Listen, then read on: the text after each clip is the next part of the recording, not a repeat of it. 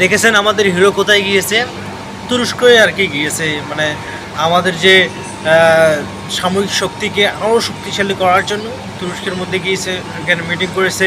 দেখেন সেখানে নিজের হাতে রাইফেল হাতে নিয়ে মানে দেখতেছে যে কীভাবে যে আমাদের বর্তমানে যে সামরিক শক্তিগুলো আছে এগুলোকে আরও কীভাবে আরও শক্তিশালী করা যায়। সো এইরকম দেশপ্রেমিক মানুষগুলো চাইতেছে যে বাংলাদেশে একটা নির্বাচন না হয়ে সবগুলো দল থেকে কম বেশি করে নিয়ে একটা আমরা শক্তিশালী সরকার গঠন করি, কিন্তু এদের সাথে একমত না হয়ে ভারতের ভারতের যে ঔষধ খাওয়াই দিচ্ছে বিএনপিকে, এটা নিয়ে এরা মানে শুধু নির্বাচনের কথা বলতেছে। মানে নির্বাচন হয়ে যাক, এই আবার দেশটাকে পিছনে ফেলাই, এদের হচ্ছে টার্গেট এরা। সো এই জন্য মানে সবাই মিলে যে সরকার গঠন করবে, মানে ইন্ডিয়া থেকে এটা ওষুধ খাওয়াই দিছে যে সবাই কেন ক্ষমতায় যাবে।